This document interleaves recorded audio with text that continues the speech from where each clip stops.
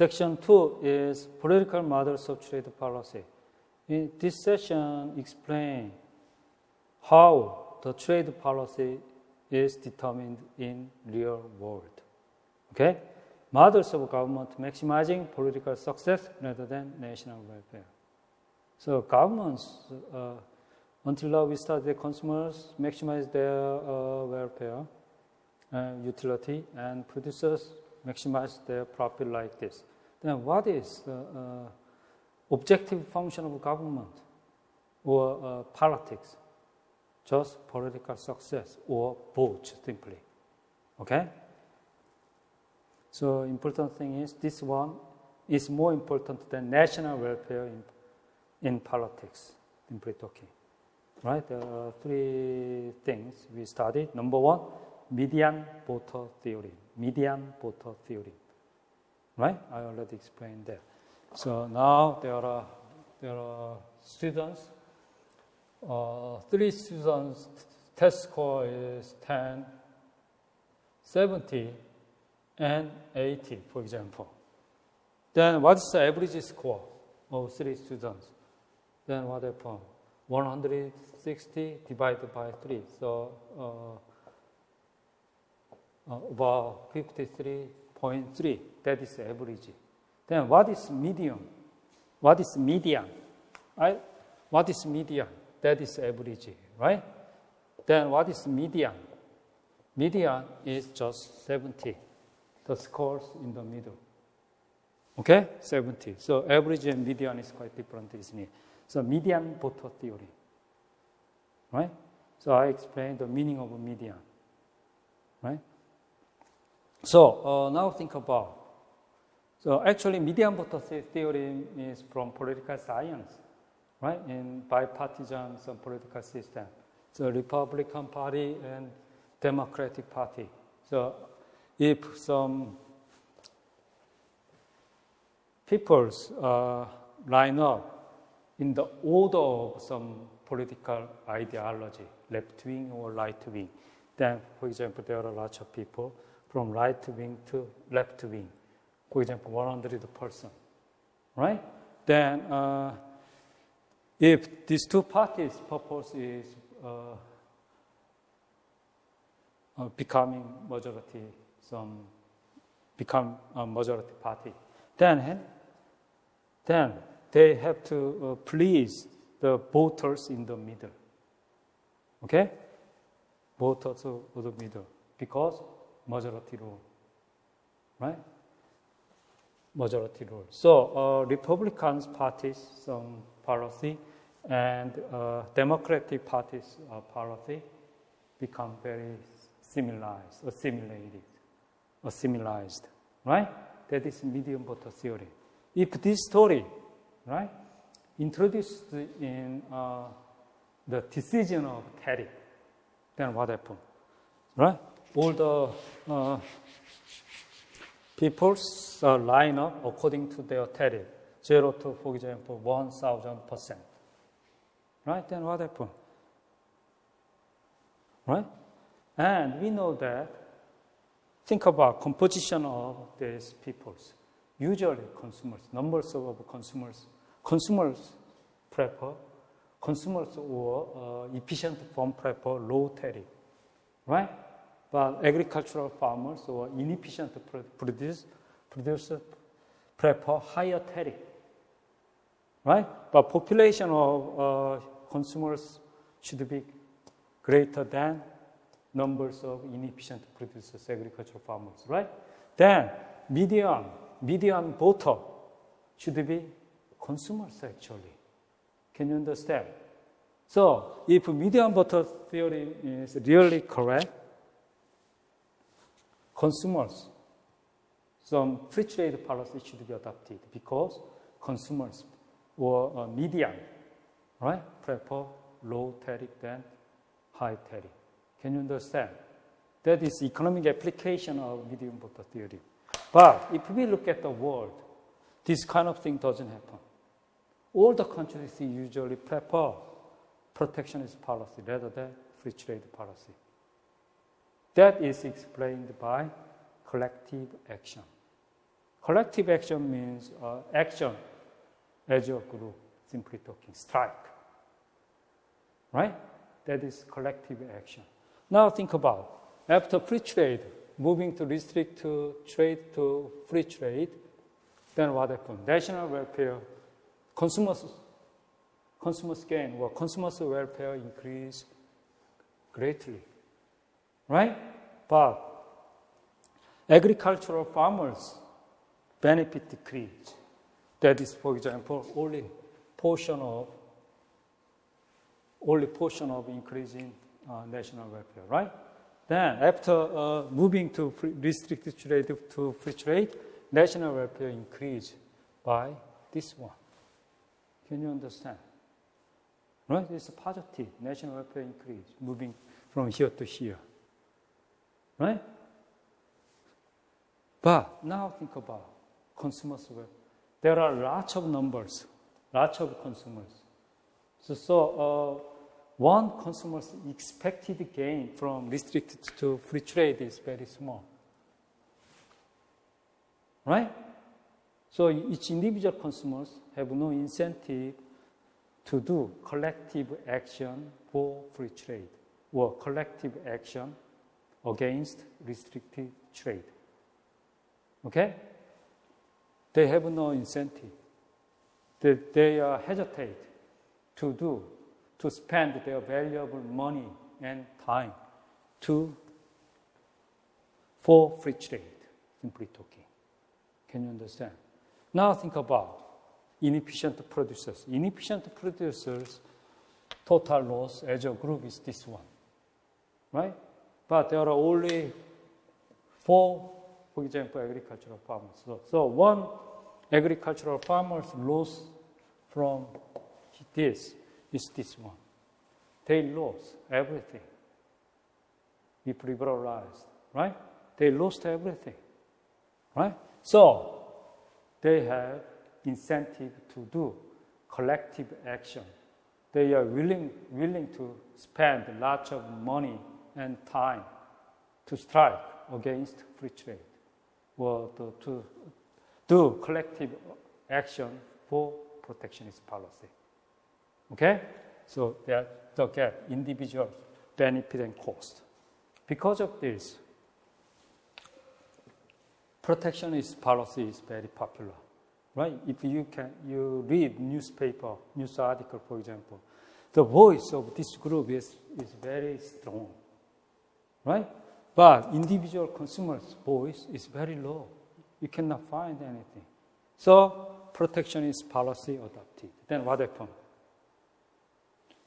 Inefficient producers' welfare increased. Consumers' welfare decreased greatly as a group. So national welfare can decrease.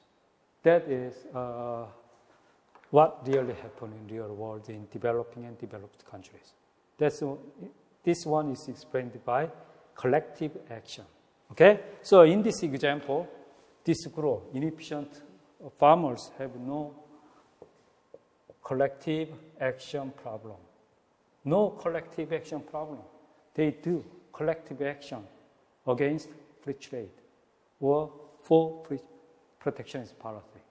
No problem happens. So this group have no collective action problem. But consumers have collective action problem. Right? They have collective action problem. They didn't organize some collective action against restricted trade or protectionist policy. Can you understand? That is medium collective action. Number 3, a model that combines aspects of collective action and medium voter theory. So anyway, important thing is the purpose, objective function of politician and government is, for example, politicians should be winning the election, winning at the election, get some votes. Okay? So, and in Korea, for example, United States first. United States election requires political campaign funds. Campaign funds is very important. Okay, in the United States politics. Then think about political campaign funds. Where did this come from? Usually from this group. Actually, consumers have no incentive to spend their valuable time and money to campaign, right? They have a collective action problem, so they do not want to spend their money and time.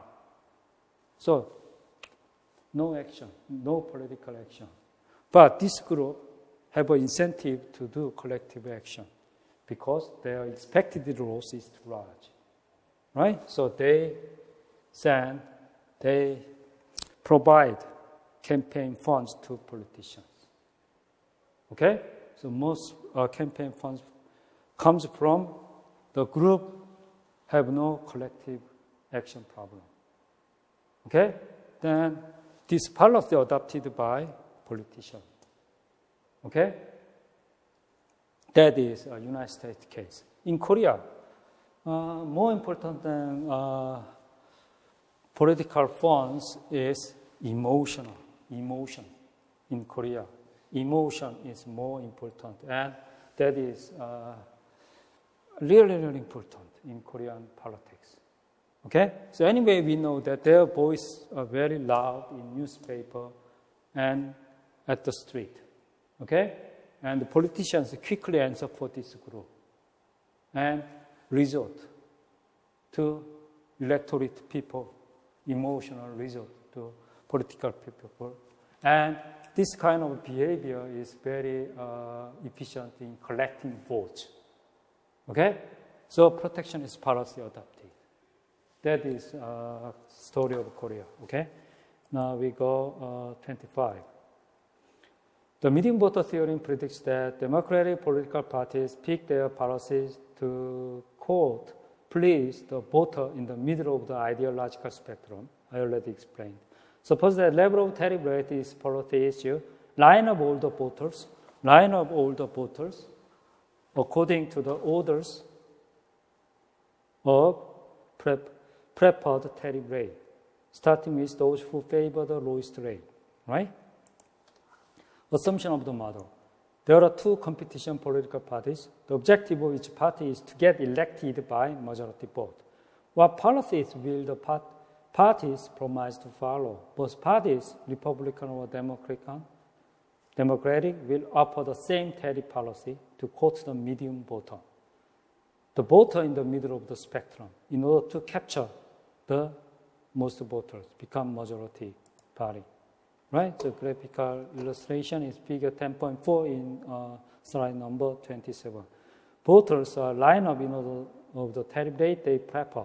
If one party proposes a high tariff of TA, the other party can easily win, right, over most of the voters by offering a somewhat lower tariff TB. This political competition drives both parties to propose tariff close to lower one, like TM. The tariff preferred by medium voter. Then what happened? Free trade, in simply talking, low tariff rate is adopted by both parties. In other words, free trade policy adopted. Okay? That is implication of medium voter theory in economics. Thus, the medium voter theory implies that a two-party democracy should enact trade policy based on how many voters it pleases. A policy that inflicts large losses on few people, import competing producers or agricultural farmers in the case of Korea, but benefit a large number of people, consumers, should be chosen. In other words, simply talking, free trade policy should be chosen. But trade policy doesn't follow this prediction at all in real world, all over the world. Okay, so medium voter theory cannot be applied in real world. Then how can we explain? That is collective action, right? Political activity is often described as a collective action problem, while consumers as a group have an incentive. Consumers as a group have an incentive to do group action for free trade because large consumer surplus, large benefit, right? But each individual consumer has no incentive because expected benefit is too small, right? because his benefit, consumers' benefit, individual benefit is not large compared to the cost and time required to advocate free trade or action against protectionist policy. Policies that impose large losses for society, for example, protectionist policy as a whole, but small losses on each individual may therefore not face strong opposition. Okay? So protectionist policy increase inefficient producers' welfare at the sacrifice of national welfare. Okay? This policy adopted. This is simply talking protectionist policy adopted based on collective action model. Okay? However, for groups who suffer large losses from free trade, each individual in that group has a strong incentive to advocate the policy he desires. This group, okay, inefficient producers. In this case, the cost and time required to advocate restrict trade is small compared to the cost of unemployment. So they have no collective action, but consumers have collective action. As a group, large losses happen, large decrease in consumer surplus, right?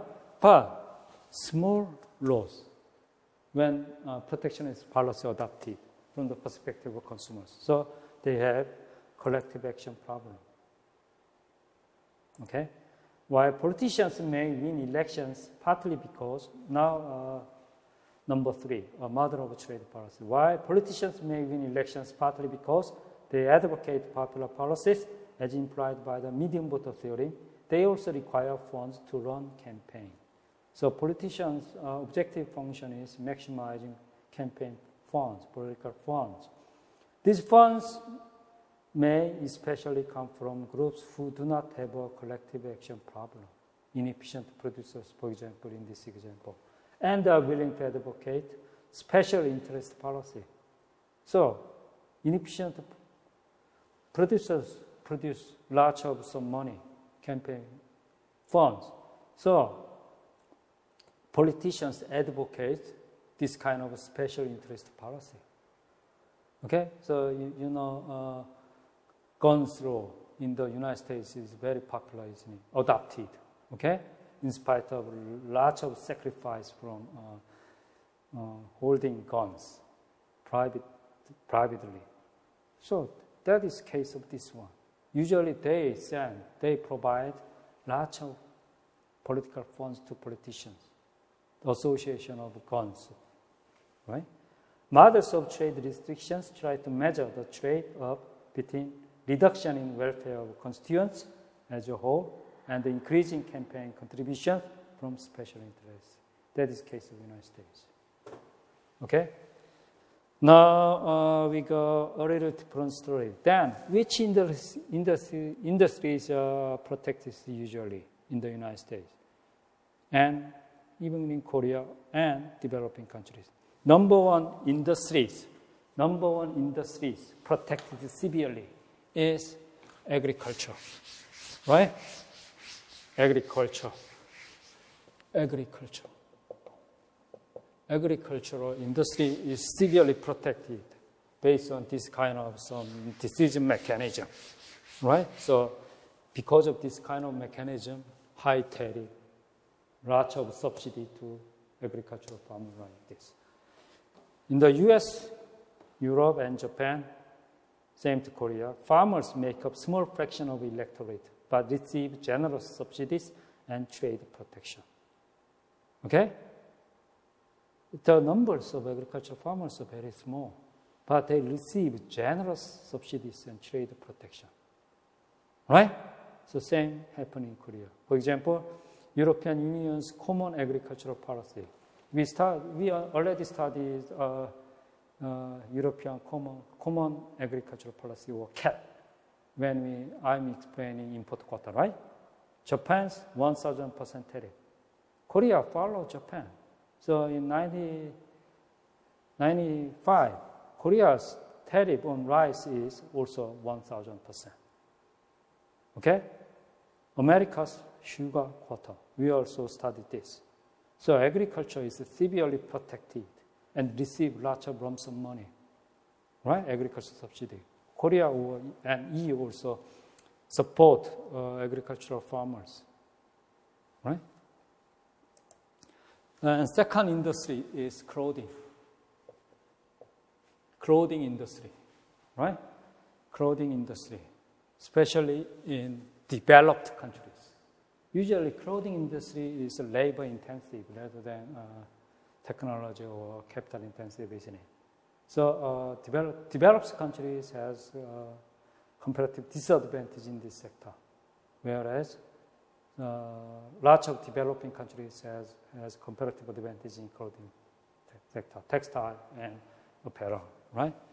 Textile and apparel or clothing, right? So most of developed countries, right, use some protectionist policy in clothing. So that is developed country case, right? So in the United States, this is really important, right? So until 2005, import quota license granted to textile and apparel exporters was specified in the multi-fiber agreement. Multi-fiber agreement with the MFA before 2005, I think, right? Until 2005, MFA system. That is quota system. For example, total imports of clothing, United States total imports of clothing is this one, right? Then import quota, MFA means United States and Korea, some agreements, have an agreement, MFA agreement, right? And United States imports, for example, 2 tons of Korean clothing, right? Also, United States governments have some conversation with China, and China's maximum exportation of clothing over United States, maximum importation is 10 tons, for example, right? Also, United States concludes some agreement with Costa Rica, right? And 1 ton, like this. So, United States government has each exporting countries, right? So, agreement to decide the quota. And so, quota system was prevailed until 2005. At that time, usually, United States governments also consider some, human rights protection level or some political freedom or something when they conclude this agreement, right? That is MFA. United States and many other countries phase out, but this MFA is anyway quota system. This one causes severe some cost to United States, right? Especially for consumers. So in Uruguay round, right? Phase out of MFA decided by UR, right? And they agreed. So 1995, right? They agreed. How can I say? What is the name of that? ITC. What is ITC? I forgot. This kind of quota system, right? Abolishes from year 2006, right? That is agreed in 1995, right? So after then, what happened? If this quota system finishes, maybe national welfare of the United States increase. United States government expects that. Phase out of MFA drastically reduce the cost of U.S. protection from the cost from this quota system is $14 billion, right? And they, in 1995, they expect that if this one abolished, then this one decreased to 2.6 if ITC activated. Okay? That is expectation, prediction, just prediction. Right? So anyway, we know that the cost of protection of agriculture and clothing in developed countries cause a very severe problem. Okay? Lots of costs. Same in Korea. So that is another computable general equilibrium analysis of welfare cost of U.S. protection, right? So I already explained like this. Okay, not so important.